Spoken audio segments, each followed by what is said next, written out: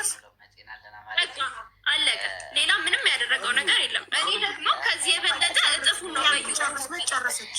ያንተ ተራ ነው፣ ያንተ ታወራለህ። አሁን እኮ እሷ ተራ ነው። የገዛኸው አለ። ከዛ ባለፈ ደግሞ ይሄንን ነው እንትን ያለው አለቀ። ከዛ ደግሞ እርዳ ሲባል እንዲህ አድርግለት 1 ሊትር ነበረ። ይኸው የመጀመሪያ ሰሞን 1 ሊትር ነበር የተከራየው። ከዛም በኋላ ከዛም በኋላ 1 ሊትር ነበረ። ከዛም በኋላ ይበቃዋል ብሎ ሄዶ ግማሽ ሊትር አድርጊላቸው ይበቃቸዋል። እኔ አይደለሁም እኮ የምጠጣው የገዛ ልጅክ ነው። በሱ ነው እዚህ የደረስከው፣ በሱ ነው ዛሬ ጋር የደረስከው። እሺ ይሁን እንደዛ አለ። ግማሽ ሊትር ይሁን ይበቃዋል አለ። እሺ ግማሽ ሊትር ነው ልጁ። 1 ወር እንኳን አይደለም የጠጣው። የመጀመሪያ ወር እንትን ካለ ይበቃዋል አለ፣ አቆመ። ከዛም በኋላ ነው እንትን ያልኩትኝ ነገሮች እየሄዱ ሲመጡ ይሄ ነገር ለምንድን ነው ተወጥቶ ትልቅ ነገር ቢግ ዲል እንደተደረገ ያህል እኛም እኮ ስንትና ስንት ነገር አሳልፈን ዛሬ ደርሰናል አይደል? እናትነት ቀልድ አይደለም። ይሄን እቺን የምታክል ነገር በማንኪያ ሰጥቼ በአካፋ እንደተደረገ ያህል የሚወራው ለምንድን ነው? እኔ 3 ዓመት ልጄን አዝዬ እየሰራው የቻልኩትን አሳድጌ ይሄን አረኩሳልን ለልጄ እሱ 1 ወር ይሄን አስቤዛ ስለገዛ የትምህርት ቤት 1 ወር ስለከፈለ ይሄን ስላደረገ ሚዲያ ላይ ወጥቶ ይናደረኩ ማለቱ ስላናደደሽ እንደዚህ ከሆነ እሱም በህጋዊ መንገድ አልረዳህም እንዳይባል ነገር ለሱም በዶክመንት የተረዳ ላይክ በየወሩ ፍርድ ቤት የፈረደበትን ሲከፍል እሱም መርዳቱን እርግጠኛ ይሆናል። እኔም ያለምንም ጭቅጭቅ ለልጄ ፍርድ ቤት የፈረደልኝን ተቆራጭ አገኛለሁ በሚል ሀሳብ ነው ሄደሽ የከሰስሽው ማለት ነው፣ ክስ የመሰረትሽው። ከዛ ባለፈ ደግሞ ምንድነው እሱ ሀሳቡ የሚለው ለምንድን ነው ክሱን አልፈልግም፣ ሳገኝ አገኘው፣ ካላገኘው ደግሞ የራሱ ጉዳይ አይነት ነገር ነው ሲመጣም የሚያወራው። ገባሽ? ህግ አልፈልግም፣ ህግ ጋር አትድረሺ እና ከዛማ በቃ እሱም ሲያጣ መጥቶ እኔ ጋር በልቶ ጠጥቶ እንትን ብሎ መሄድ ነው ሀሳቡ። እኔ እንትን አይደለሁም፣ ራሴን ሸጬ አይደለም የምኖረው። የተከበረ ስራ ሰርቼ ነው እየኖርኩኝ ያለሁት። ማንም እንደሚያስበኝ አይደለሁም። ዛሬ ጋር እዚህ ጋር እንትን ስል እውቀት አልባ አይደለሁም። ትላንትና ደደብ ምናምን ተብዬ ሲሰድበኝ እሱ አፉን ሞልቶ ደደብ ብሎ ሲሰድበኝ አደባባይ ወጥቶ አልቅሶ ነው ይቅርታ የጠየቀኝ። እውነት ቢሆን ደስ ይለኝ ነበረ፣ ግን እውነት አይደለም፣ ውሸት ነው። ስለዚህ ይቅርታው ነው ውሸት። የስ አው እውነት ቢሆን ዛሬ እንትን አይልም ነበረ። ልጁን ለመርዳት እስከመጣ ድረስ ልጁን ነው ሰፖርት። እዛው ጋር ደግሞ ብየዋለሁ፣ የማይካድ እውነት ነው። ልጁን ትረዳዋለህ። ከመጣ ዲኤንኤም የማስመረምረው ልጁን ትረዳዋለህ። አላስመረምርም ብዬ የተማመን ነው እረዳዋለሁ። ድንጋይ ለምን አልሸከምም እረዳዋለሁ ብሎ ነው የመጣው። ገባሽ? ዛሬ ላይ ደግሞ ስራ የለኝም፣ ያ ምክንያት ሊሆን አይችልም። አባትነቱን አምኖ እስከመጣ ድረስ እናት ለልጇ ዋጋ የምትከፍለውን እሱም ደግሞ ሰርቶ ማምጣት አለበት። አይደለም ነው 8 ወር ስራ አለው፣ እውነት ገቢ ያለው እያለው ነው የማይረዳው። መስራት አይፈልግም እንዴ? መስራት ካልፈለገ ስራ የለውም። ስራ ቢፈልግ አጥቶ ነው ጠፍቶ ነው ስራ ልጁን ለማሳደግ። እኛ እኮ ልጆቻችንን ለማሳደግ ብለን ነው ደፋ ቀና የምንለው። እናቴ ጋር ልጄን እንዲህ በደከመች እረፍት ማድረግ ባለባት ሰዓት እኮ ልጄን ቁጭ አድርጌ የምሮጠው እኮ ልጄን የቤት ኪራይን ለመሸፈን የልጄን የትምህርት ቤት ለመሸፈን ቀለቡን ለመሸፈን ነው። መቼ ያደረገውን ነው አድርጌ ያለው። የተወሰነ ውሳኔ ጥር ነው የፍርድ ቤት ውሳኔ ጥር 26 ተወሰነ። እስከ 30 ባለው 10,000 ብር ይቆረጥለት ተባለ። መቼ ነው የተወሰነው? ጥር 26 10,000 ብር ተፈረደበት። 10,000 ብር ተፈረደበት። ከዛ እሱ ይግባኝ ጠይቆ 5,000 የተደረገለት መቼ ነው? ቆይ እንትን ልድረስልሽ። ልዩነቱን የስንት ከፈለ ለማየት ነበር። 10,000 ልዩነቱን ቆጥር እንትን ነው ይኸውልሽ። እስከ ጥር ድረስ ምንም አልከፈለም። ጥርም አልከፈለም ሲጀመር ማለት ነው። ጥር እስከ 30 መክፈል አለበት ተብሎ አልከፍልም ብሎ ጻፍኩለት። አካውንቴንና እስከ 30 ባለው መክፈል አለብህ ተብለሃል። ስለዚህ የልጁ የትምህርት ቤት በዚህ ጊዜ ስለሚሆን በዚህ አካውንት አስገባልኝ ብዬ ቴክስት ጻፍኩለት። ቴክስት ጽጽፍለት ዝም ብሎ አለፈና ልክ የጥርን ወር የካቲት ማለት አፈጻጸም ይከፈታል። አፈጻጸም ከፈትኩኝና ፍርድ ቤት አስገባው ማለት ነው። ከዛም በኋላ ፍርድ ቤት ሳስገባ ምን ተባለ? የካቲት 24 ተቀጠርን። የካቲት 24 ተገኘን። ለምን በ17 መጥሪያ እንዲደርሰው በ17 መጥሪያ እንዲህ ሰጠሁትኝ። ሄዶ የለኝም ስለሌለኝ አልሰጥም ብሎ ተመለሰ። ሄዶ መልስ መስጠት ስለነበረበት ከፍለው ይገኙ ነው የሚለው። ሄዶ የለኝም ስለሌለኝ አልሰጧትም ብሎ ተመለሰ። እኔ እንደውም እሱ የሚያደርገው ነገር ምንም ፍላጎት የለኝም። እኔ እንደውም የያዝኩት ብር ክፈል፣ ቀለብ ክፈል የምለው ልጄን ላለመስጠት ነው እንጂ ሲጀመር የእሱ 5 ሳንቲም እኔን አኑሮኝ አይደለም። ዛሬ ላይ የደረስኩት በራሴ አቅም እንጂ ባንተ አይደለም። ሌላው ደግሞ ለምን የካቲት 24 ተቀጠረ። በ17 ሄዶ የለኝም ማለት የካቲት 24 ተቀጠረ። ከዛም በኋላ ሲሄድ እንዳልታሰር ብሎ እንደውም ጓደኛው ጠዋት እኔ ወደ ፍርድ ቤት እየሄድኩኝ ደወለልኝና ቢኒያም አካውንትሽን ላኪልኝ እያለች ነው። ቴክስት አድርጌለታለሁ። አፈጻጸም የተከፈተበት ወረቀት ላይ አካውንቴ አለ። ከዛም በኋላ አካውንትሽን ላኪልኝ ብሎሻል አለኝ ማለት ነው። አይ እኔም ወደ ፍርድ ቤት እየሄድኩኝ ስለሆነ በአካል እሰጠዋለሁ ችግር የለውም ብዬ ሄድኩኝ። ልክ ሲሄድ ሲያይኝ አካውንትሽን ላኪልኝ ሲለኝ አይ ምን አስቸኮለ? እስከ ዛሬ ጊዜ ነበረው አይደል? ከጥር 26 እስከ የካቲት 24 ድረስ ጊዜ ነበር። ሳንቲም ያደረገው ነገር የለም ምንም ማለት ነው። ብቻዬን ነው እኔ ልጄንም እያሳደግኩኝ ያለሁት እስቲል አሁን ድረስ። የካቲት 24 ቀረበ። ሲቀር ወዲያውኑ ዳኛዋ ጋር ከመቅረባችን በፊት ወዲያውኑ 10 ሺህ ብር ላከልኝ ማለት ነው። የመጀመሪያ የጥርን የካቲት ላይ ሰጠኝ። ከዛም በኋላ አልኳትኝ ሄድኩና በዛ በመሀል ተሳድቦ ቪዲዮ ዩቲዩብ ላይ ሰርቶ ነበረ። ከዛ እሱን ምን አደረግኩኝ?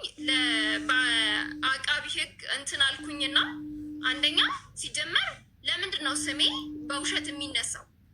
እየረዳ ላልሆነው ልጅ ላልደረስኩበት ሰውዬ አጋጣሚ ላይቭ ላይ ያለው መጣችና አወራችኝ።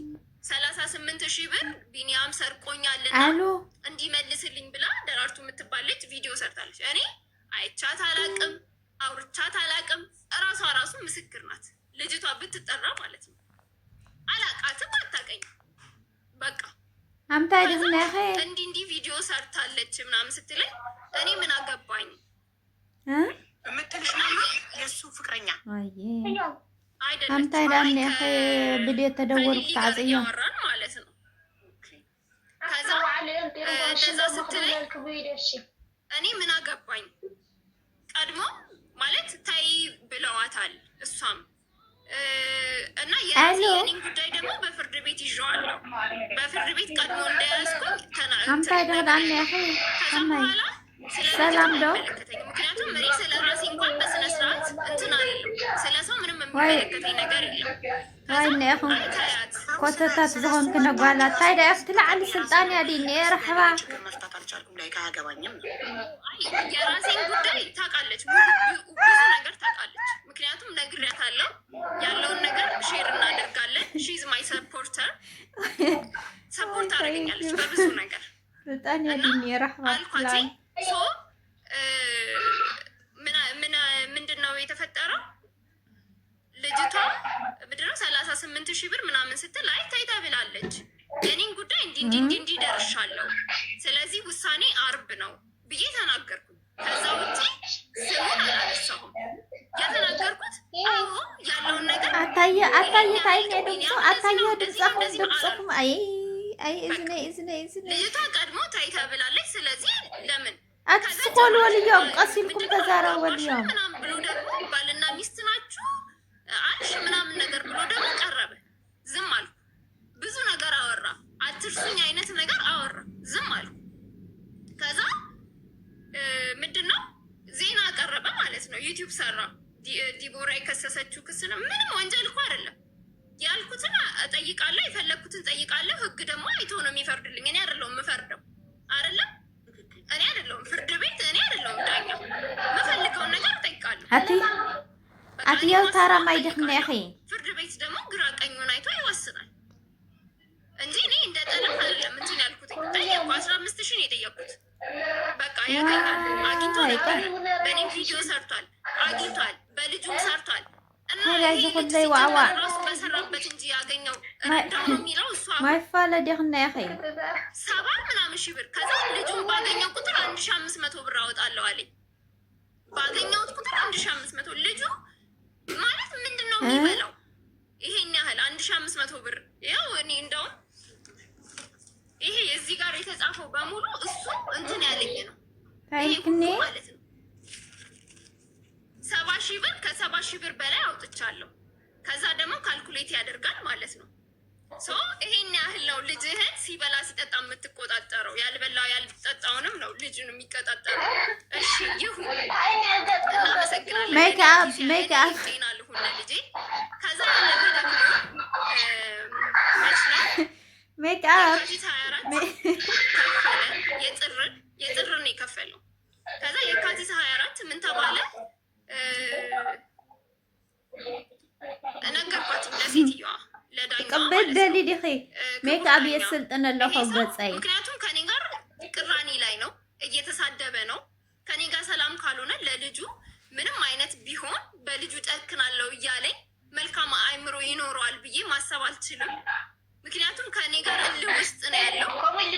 የፈለገ ነገር ቢሆን ሜካፕ ቆይና ያላሳደገውን ልጅ አባት አሳድጎ እንኳን ልጁን ደፍሮ የሚገልበት ሰዓት ላይ ሆነ አትሮዝዮ ነትጸልም ናይ በጉር ከትፈለይዋ ሮዝዮ እንዴት አድርጌ ነው ከኔ ጋር ናይዚ በጉር ጸልም ነኸጥፈለይ ሮዝዮ እንደዚህ ቪዲዮ ተሐመሩ።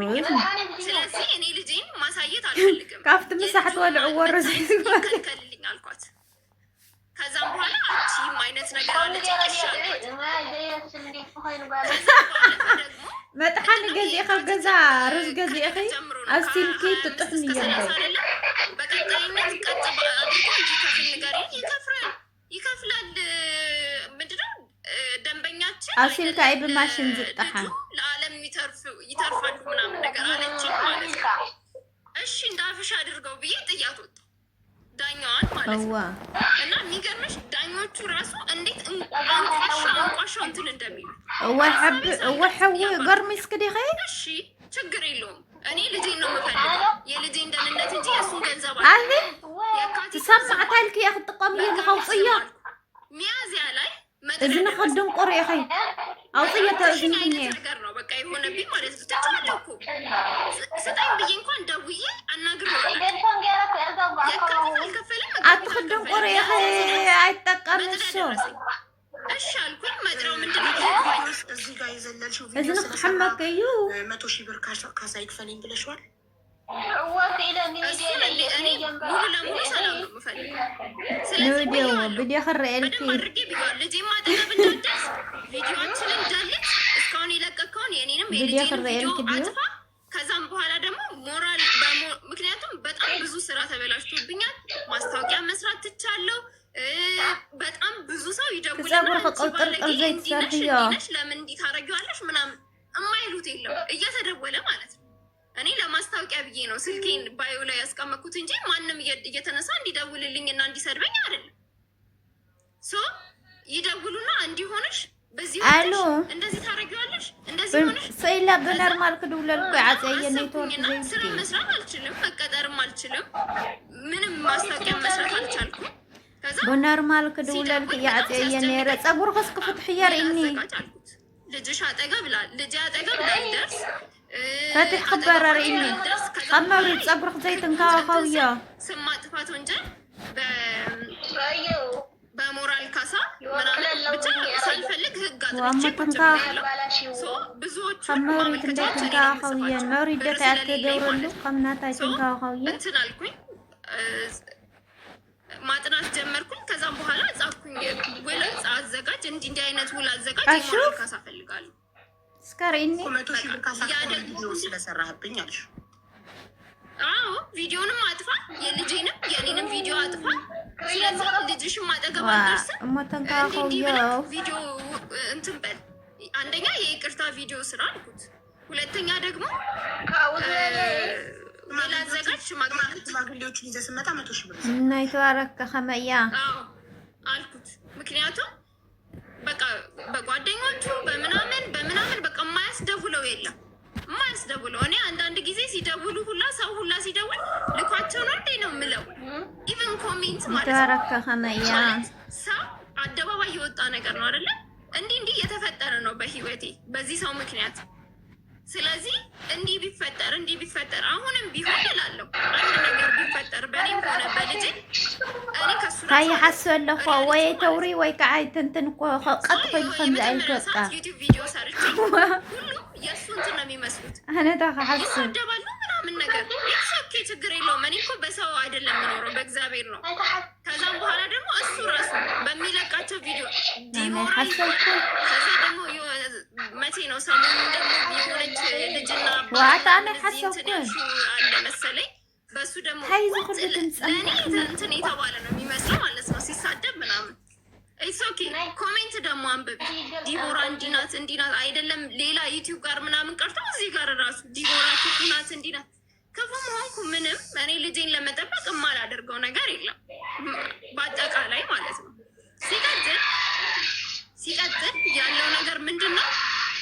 ልጅ አጠገብ አልፈልግም እንዲደርስ አልፈልግም። ታዲያም ተኺለለኹም እንዳመጣኸን የዲፍታ አፍቲ ደር እንዲሁ ነኝ እያለ እኔ ልጅ አጠገብ ለምን በገንዘብ አልፈልግም።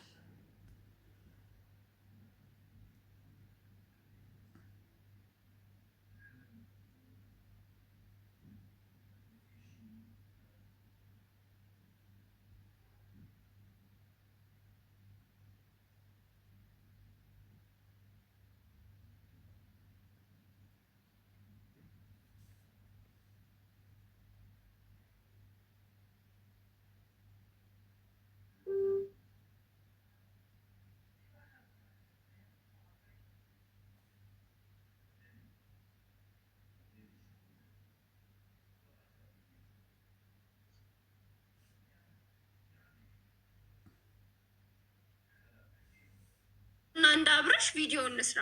እኔ ድራማ መሰራበት እኮ ቅድም ያልኩሽ ይህንን ነው። ዩቱብ ላይ ይህን ያህል ገንዘብ ይገኛል እና እኔ እና አንቺ ለሁለት ከሰራን ውጤታማ እንሆናለን አልኳት እና አብረን እንስራ አልኳት ነበር። ፍላጎት የለኝም እኔ ከእሱ ጋር መስራት ፍላጎቱ የለኝም። ይሄን ደግሞ ግልጽ አድርጌ አይደለም ለሱ ጓደኛው ፊት አስቀምጬ ተወኝ እኔ ከኔ ህይወት ራቅ ብዬ አስረግጬ ነግሬዋለሁ። ለሱ ብቻ አይደለም ከጓደኛው አጠገብ ጓደኛውን አስቀምጬ ነግሬያለሁ። እኔ አልፈልግም ከሱ ጋር መታየትም መገናኘትም አልፈልግም። ይሄ ደግሞ መብት አለኝ። መች ነው ያልኩት? መስከረም ነው ያልኩት። አዎ ቅድም እኔ ከሱ ጋር መታየት አልፈልግም። ሰዎች ሌላ ነገር ያለን እንዲመስላቸው አልፈልግም። እኔም የራሴ ህይወት አለኝ፣ እሱም የራሱ ህይወት አለው ብለሻል። ይሄ ትክክለኛ መብት ነው። ልጁን እንዳያገኝ የምትፈልጊበት ነው። ልጁን እንዲያገኝ አልፈልግም። አሁን ሐዳር ኔትወርክ ያ እሱን ደግሞ አንደኛ ነገር ኦኬ ባይ ማለት በተደጋጋሚ ነው እና እናትሽ መናገር ከፈለገች እድሉን ስቻት መናገር ትችላለች። ወይ አንዴ ልጨርስ። ልጁን በተደጋጋሚ ጊዜ እጨክንበታለሁ ነው የሚለው። በምን አይነት መንገድ እንደሚጨክንበት አላውቅም። እና ደግሞ የምሰማው ደግሞ በሰፈሬ ደግሞ የምሰማው ታሪክ አለ። ልጆቻቸውን አሳድገው ደክመው ምን ብለው ሴት ልጆች ካሏቸው ደፍረው ስንት ታሪክ እንሰማለን።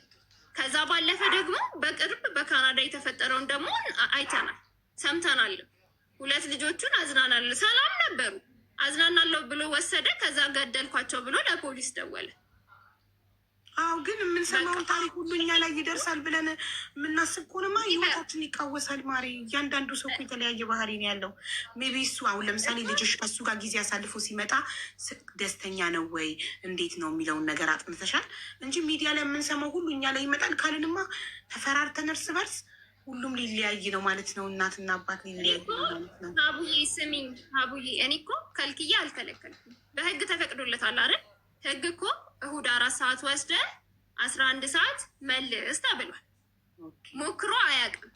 ሲቀጥል ደግሞ ማለት ነው ሌላ መያዝ ያለብሽ ነገር ከዚህ በፊት ልጁን አርብ ወስደ እሁድ መልስልኝ ብዬ ሰጥቼው ሰኞ ሲወስደው ሆምወርክ ሳያሰራው ልጁ በ2 ዓመቱ ትምህርት የጀመረ ህፃን ልጅ ምንም እንኳን ሆምወርክ ሳይሰራ ያለው እውቀቱ ሁሉ ተዛብቶበት በእኔና በሱ አለመስማማት እድገቱ ተዛባ። በብቸኝነቴ በስርዓት አሳድጌው ነበር። እሱ ሲመጣ አይምሮ ተዛባ። ከዛም በኋላ ሆምወርክ አያሰራውም፣ ትምህርት ቤት ያደርሰዋል። ከዛም በኋላ የመጀመሪያ ጊዜ አርብ ወሰደው። በቀጣይ ቀን ምን ያደርጋል? ሰለቸው። ውሰዱ ይባላል እኮ አይደል?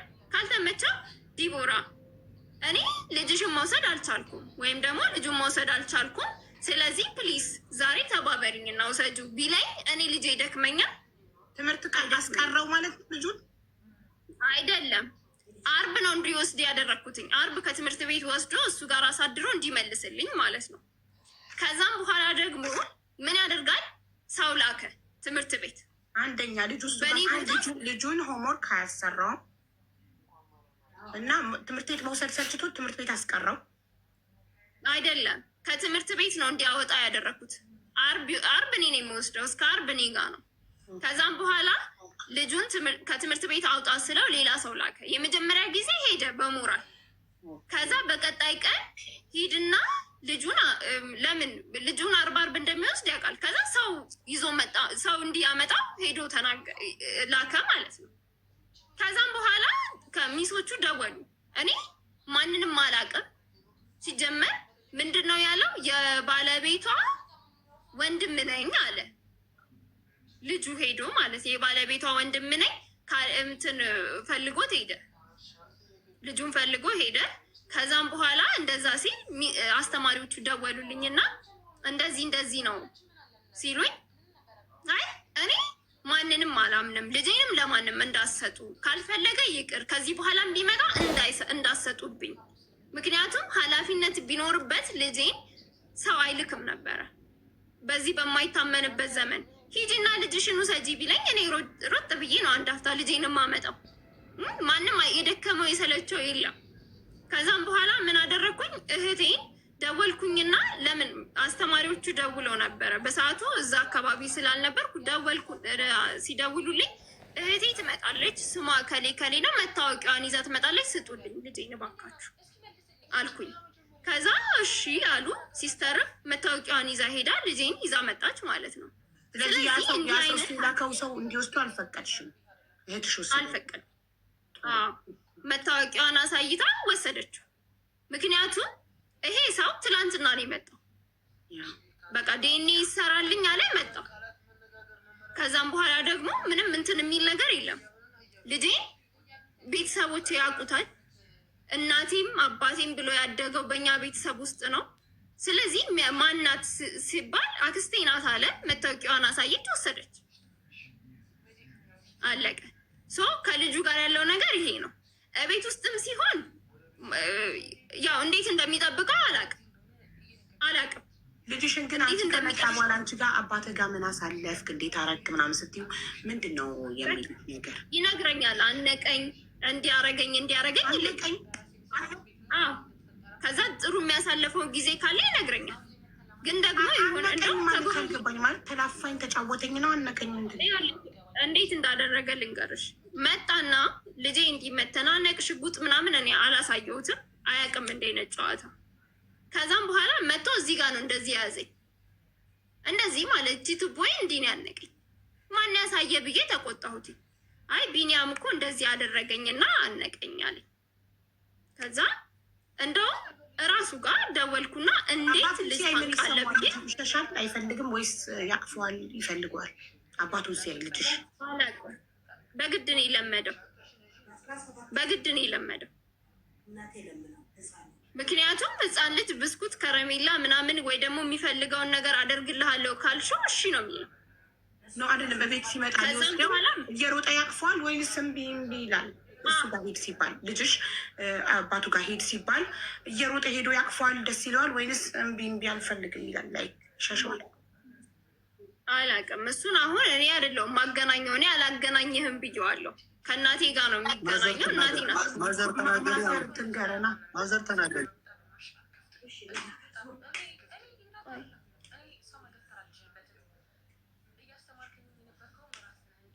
ለምን ቆይ እንደዚህ ላድርግ? ሰላም ደህና ነሽ? ሰላም ማዘር፣ እንዴት ነሽ? ሰላም ነው። እኔ እንኳን ካለኝ ሁኔታዎች እኔ የመጀመሪያ እንኳን እንደዚህ መቅረብም አልፈልግም። ዛሬ ስለቀረብኩም እንግዲህ ለሚመለከተው ሁሉ ሰላም እላችኋለሁ። መልካም ነው። ሆኖም ሰው እንደዚህ ተወያይቶ ችግር መፍታት መልካም ነው፣ ቆንጆ ነው። አንድ ነገር አለ። እኔ ምኖረበት የነበረው ከደንበል ጀርባ ነው። ስኖር ጎረቤቶች ይጠሩኛል። ሲጠሩኝ የሆነ የድሃ ድሃ ነኝ እባካችሁን እርዱኝ የሚል ፊልም ቢኒያም ለቋል። ልጁን ታቅፎ ማለት ነው። ነይ እስቲ ጎረቤቶቼ እሺ እላለሁ። ይህን ፊልም ተመልከች እና ያሳዩኝና እነሱ ሁሉም አንገታቸውን ይደፋሉ። አዘንኩ። ወዲያው የውሃ ሚዲያ ሄጄ ዲቦራም ቢኒያምም ልጁን እንዳያወጡብኝ መናገር አለብኝ። ሁለተኛ ለምን የልጁ ሞግዚት እኔ ነኝ። በታክሲ ሲሄድ ይሄን ታውቂዋለሽ? የውሃ ሚዲያ የሚዲያ ልጅ ኮንትሮባንድ ልጅ ሌላም እየተወራበት እኔ በመሀል ጭንቅ ለልጁ ልብሱን ሁሉ ቀይራለሁ። አንዳንዴ እስቲ በማይታወቅበት ልጅ ልብስ አንዳንዴም እንደው አቃጥለው እናደዳለሁ በጣም እና ይህ ሁሉ ሁኔታዎች በእኔና በህፃኑ እያለፈ ተሻግሬያለሁ። እኔ ቀደም ሲል 2 ልጆች አሳድጌያለሁ። አንዷ ዲቦራ ናት፣ አንዷ ሊያ ናት። 2 ልጅ ሳሳድግ ድምፄ ተሰምቶ አይታወቅም። ግን በዚህ ህፃን ልጅ አንገቴን የምደፋበት ጉዳይ የለም። ሚዲያ ላይ መውጣት $3 ያፍሳል። ይሄ ህፃን ልጅ ግን የዛሬ ህፃን የነገ ታዳጊ ነው። መጨረሻው በዚህ ህይወት ውስጥ ይኖራል። እስቲ አስቢ። 1 2 ቢኒያምና ህፃኑን ለማስተዋወቅ እኔ 17 ቀን ይፈጀብኝ። ህፃኑ ምን ያደርጋል? ማንም ልጅ ላይ ሰው ትልቅ ሰው ሲያገኝ ሄዶ እግሩ ላይ ጥምጥም ይላል። ያሳዝንሻል። ግን ቢኒያምን ለማወቅ ቢኒያም ይመጣል። አባትህ እኮ እኔ ነኝ፣ እኔ እኮ ነኝ ይለዋል። ከምንም ይቺ ጉልበቱን ያጥፍና ሰውነቱን አቀማመጡን መሀል ያደርግና ወደ ግድግዳው ነው የሚሸሸው። ይሄ ልጅ ምን ሆኖ ነው እንዲህ የሚሆነው? እስቲ ቆይ ሁሌ ጊዜ እንዲህ ሲሸሸው አንድ ቀን እስቲ ቆይና ቢኒያም ወተት ትግዛለህ ብዬ ሄድኩኝ ወደ ቢኒያም መንገድ። ሲሄድ 3 ሆነው እየመጡ እስቲ ዛሬ ስጋ ግዛለት ቢኒያም ምናምን አልኩት። እሺ ብሎ ግማሽ ኪሎ ስጋ የተፈጨ ጎድንም እንደዚህ ወደ 800 ብር አወጣ። ልጁ ግን በዛው ልክ ራሱ ቢኒያም ተሸክሞት ልጁ እያለቀሰ እንባውን ያንጠባጥባል። ቢኒያም ጭንቅላት ንፍቱን ሁሉ ይሄ ልጅ ላይ ግባቡ ነው እንዴ? 17 ቀን ሙሉ ገባሽ? ላይ ግባቡ ነው እንዴ ብዬ እቤት መጣ ልጁ። አሁን ቢኒያም እንትን ግዛ አልኩት፣ ሶፍት ግዛ፣ ዋይፕስ ግዛ አልኩት፣ ገዛ። እኔ የቢኒያምን ጭንቅላት አጸዳሁት። በቃ ጓደኞች እንዳያዩ ሂድ፣ በዚሁ ከነሱ ጋር ተመለስ። ልጁን ይዤ እኔ ገባሁ። መከርኩት ልጁን ማለት ነው። እና ግን ከዛ በፊት ያጠፋው ጥፋት ቢኒያም ምንድን ነው? እሱ ልክ የመጀመሪያ ቀን 1 ላይ መጣ አይደለም እንዴ? በጋረድኩ አለ። ማሚ በጉን ተመልከች አለኝ። አይ እኔ እኮ በጉን መመልከቱስ ልመልከት ምንም ማለት አይደለም። ግን እኮ እኔ ይቅርታ ያልኩ እዛው ሚዲያ ላይ ነው። ሚዲያ ብትቀርልኝ ነው ለእኔ ሀሳቢ። በግም ሳታመጣ ሚዲያ ምን ነው ብትቀርልኝ ነው አላማይ።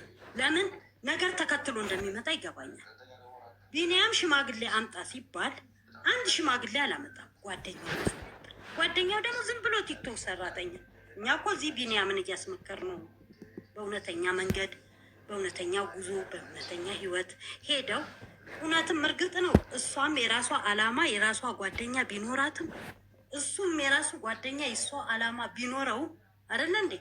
ይሄ ህፃን ተጨንቆና ተሰድቦ ማደግ የለበት። ሞግዚቷ በስምንት ወሩ በህግ ነው የሰጠች። አልሰጥ ብላኝ አንቺ ተማሪ ሩልሽ ወደ ትምህርት መሆን አለበት። ዲግሪ ብታጭ ዲፕሎምሽን እንኳን ያዥ እና እኔ እናት ሆኜ እያለሁ ይሄው በእናትነት ዲግሪ ይዤ የለ ማስተርንም ባገኝ እማር ነበር። ህፃኑ ተወልዶ በ3 ወር ለማስተርነት ጓደኞቼ ሲሄዱ ጎንደር ዩኒቨርሲቲ ዲግሪ ተማሪን ጨርሻለሁ። ማስተርነት መሄድ ነበረብኝ እና አራስ ትቼ እንዴት ሄዳለሁ? ግራ ተጋባው እና ቆይ ለማንኛውም ልጄ ትበልጥብኛለች፣ ህፃኑም ይበልጥብኛል እና አንድ ቀን ድል አገኛለሁ በማለት ማስተሬን ትቼ ልጄን በስርዓት ይዤ ያው እሷም ቢሆን ወደኋላ አላለችም። አዝላ ተላላኪነት ሰርታ ከተላላኪነት ልጅ አዝላ ማለት ነው። ከተላላኪነት ደግሞ እንደገና ተምራ ይህንን የነርሲንግ ሰርተፍኬት መያ የጀግና የጎበዝ ናት ብዬ አመንኩባት። በልጄ ደስ እያለኝ ነው ያለሁት። በተወለደውም ህፃን ወደኋላ ልመልስሽና ቢንያም የሚያስተምረው ከኔ 200 እርምጃ ወይም 200 ሜትር ማለት ነው። 200 እርምጃ አባት ነው ብዬ ሄጄ አልጠየኩትም። ለምን መጥቶ አምኗል እንጂ አልካደም። ይሄ የክህደት ልጅ ይሄ በዲኤንኤ የታመነ እንዲባልም አልፈልግም። አባት ነው ብዬ ዞር ብዬ አልጠየኩትም። ቀድሞም መጥቶ አልካደም። ሲክድም አልካደም። እኔ እዛ ሚዲያ ላይ ክጄ ነበር። ምን እኔ እንጃ ምን ሆኖ ነው አልኩኝ። እኔ ራሴ ተራበ ተጠማ ለምን ጠጋ ብሎ አያማክረንም? እንረዳዋለን። ይህም አለው የልጄ ባልም አለ። በጣም እንረዳዋለን። ለምንድን ነው እንደሚሆነው ብለን ነው የደነገጥነው። ከመጣ ምን ነው ሰላም ቢሰጥ እዛው ምን ነው በይቅርታው በቀረልኝ ልቤ ሀሳቤ በጉ አለ እውቀት ስለታረደ እንዳለ ፀጉሩ ክስክስ ብሎበት ማንም የበላው የለም። ኧረ በእናትህ አንተው ራስ ከነ ጓደኞች መጣ ገባ እያልክ ብትበላ ነው ደስ የሚል ብዬ እኔ ተለማመጥኩት። አሁንም ዲቦራንም መለመን አልፈልግም፣ እሱንም መለመን አልፈልግም። እንዳውም እንደኔ ዲቦራ የከሰሰችው አንደኛ ሰላሜን እፈልጋለሁ፣ ሁለተኛ የልጄንም ሰላም እፈልጋለሁ፣ ሶስተኛ አባት ነኝ ብለህ ስለመጣ የዲኤንኤ ምርመራ ስላለ በዛ ብትረዳው ብዬ ነው። እችን አትከሱ። ብዙ ከባድ አይደለም። ልክ እንደ ከባድ ነገር ዲቦራ ከሳኝ ከዚህ ሚዲያ ጠፋው። ኧረ በኢየሱስ አይባልም እኮ ወንድሜ ልጄ። እኔ ልንገርህ ለካሌብ 30 ሺህ ብር እኔ ካሌብ የወጣለት ስሙ እንዴት ነው? እሷም ናቱ ብላለች። 9 ስም አወጣን የመጽሐፍ ቅዱስ ቃል። ከ9ኙም ካሌብ የሚለው ነው የወጣው። ነግሬዋለሁ። እና እኛ ያልነው ካሌብ መከራ አሸናፊ፣ ጥሩ ነገር አድራጊ፣ ድል አድራጊ ሰው ማለት ነው። ካሌብ ማለት ምንም ማለት አይደለም። እና ካሌብ ነው የምንለው ብዬ ነገርኩት። እንዳ ሲወጣ ሲገባ እናቱ ልጁ ግራ እየገባው ዝም እና ቢንያምን ያወቀው በ17ኛ ቀን ነው። በግድ እኔ ለምኜው እንዲች ጣቱን አድርጎ ጠበቀው። ቢንያምን ማለት ነው። ከዛሬ ጀምሮ ቢንያምን ባታከብር የኔ ልጅ መሆን አችልም ብዬ አስጠንቅቄው ጣቱን እንዲቻሽሎ ጠበቀው። ራሱ ቢንያምን በ17ኛ ቀን ምን አይነት ልብ ቢኖረው ነው ብዬ ራሴም ዘገነነኝ። ህፃኑ ወንድ ልጅ ካየ ሄዶ ላፍ የሚያደርግ እንደገና መስከረም 1 የሆነውን ልንገርሽ። 7 ሰው በተሰበሰበበት እኔ ነኝ አባት አለ። የሚረዳው ልጅ ነው እኮ በጣም ያሳደገው ልጅ ልደቱን እያከበረ ልብሱን ከህፃናት ልብስ ቤት ተፈልጎ እየተገዛለት በጣም እያሳመረ እያሳደገው ምን የቸገረው ነገር ከጡጦ አቅም ከዚህ ከማቀፊያ አቅም መጀመሪያ ሲወለድ በማቀፊያ ያቀፈውን ልጅ እኔ ነኝ አባቱ ብሎ ቁጭ ይኸው ዛሬ ድረስ ተውልኝ ስላለው እርግፍ አድርጎ ትቶት ያኛው ይኸው ዝም ብለን እየገረመን ነው በቢኒያም ያለ ነው እንጂ እየተደሰትን አይደለም። ሰው ቢያንስ ቢበዛ ከመጣ ወዲያ ሰውን ሰላም ቢሰጥ ምን አለበት እህቴ? ያኛው ከማቀፊያ ጀምሮ እየገዛ ያሳደገው ምናችሁ ነው? የእህታችን የልጄ የእህቷ ባለቤት የእህቷ አባል ከዚህ በፊት አባቴ ብሎ አባዬም የሚለው ያንን ነው ያንኛውን ነው። እና በቃ ቢኒያም ደግሞ ከመስከረም 1 ጀምሮ እኔ ነኝ አባት ብሎ ሰውየውን ልጁን ካስደነገጠው በኋላ ቢለምነውም ቢያለ በ17ኛ ቀኑ ነገርኩሽ። ራሱ ቢኒያምም ያውቃል እንዲች ብሎ ጠበቀው ለመታረቅ። እኔ እናት አልሆንም ቢኒያምን አባቴ ብለህ ካላልከው እኔ እናት አልሆንም። ከዲቦራም ከቢኒያምም እኔን ይመርጣለች እስቲል አሁንም ድረስ ግን በ17 ቀኑ የሚዘገንን ሁኔታ ልጁ እስቲ እዚህ ኮዬ ላይ የፈለገውን ሰው ብቻ ወንድ ይሁን እንጂ ቅፍ ያደርጋል። ያንንም ራሱ ዝግንን ይለኛል። እኔ የውሃ ሚዲያ ሄጄ ሁለቱም ቪዲዮ እንዳይሰሩበት ብዬ ሄጄ በማግስቱ ስመጣ ሄጄ መጣው። ሰዓት እኮ ረፍዷል፣ አጉል ሰዓት ነው የመጣሽው። እኔ እንደመጣው ሳይሆን የምትመክሩልኝ ሁለቱንም አልኩኝ። እኔ ለእሷም ለሱም አልፈለጉ የምትመክሩልኝ ቪዲዮ ላይ እንዳይወጣ። ይሄ ህፃን የዛሬ ታዳጊ ቢሆን ነገ ዛሬ ህፃን ቢሆን ነገ ታዳጊ ነው። ይህ ሰው ትልቅ ቦታ ይደርሳል። በ2 ዓመት ከ3 ወሩ ትምህርት ቤት ያስገባሁት እኔ እናቱ አዝያው ሸፍኛው ነው የምወስደው ደብቄው። ከዛ ትምህርት ቤት ላስመዘግበው እንኳን ሲሄድ ዳይሬክተሩ ፊት ልቀቁኝ አለ። ለምንድን ነው የምታዝልኝ? ገብቼ ነው የምማረው። ልጁ እንደዚህ አለ ብለው ገርሟቸው መዘገቡልኝ። አሁንም እዚህ ከኛ አካዳሚ ነው የሚማረው። በጣም ጠንቃቃ ናቸው። በጣም አመሰግናቸዋለሁ። እግዚአብሔር ይስጣቸው፣ የተባረኩ ይሁኑ። ሰው የሚያውቁት ሰው ለህፃን ልጅ አይሰጡም አሳልፈው። እና የዲቦራና የቢኒያም ኮዬ ላይ አለ እኔና ዲቦራ ሆነን ልጃችንን እንደ ፍቅረኛ መካከል ላይ አርገን እንዙር ነው በቃ። ችግሩ ይሄ ነው። የቢኒያም መዞር ቀልድ ነው እንዴ? እሱ እንግዲህ እዛ መሀል ሲቀርጽ ለመዋል ነው። ለምን የመጀመሪያ ጥሩ ብር አስገኝቶ ዳሎል ብዙ ብር አስገኝተዋለች። ሁለተኛው ደግሞ ርዕሱ ይሄ ነው ሆኖ እንግዲህ በአንዴ ወይ መኪና መግዛት ይሆናል ወይ ቤት መግዛት ይሆናል። ሁሉም አላፊ ጠፊ ነው፣ ከንቱ ነው። ግን ከንቱ ያልሆነው ምን የሰው ልጅ ህይወት፣ የዚህ ህፃን ልጅ ህይወት። እኔ ወደ ይቅርታ አድርግልኝ የውሃ ሚዲያ ይህን ተናግሬ ስመጣ እሱ በማግስቱ እንትን ላይ ባጃጅ መሳፈሪያ ላይ ተገናኘ።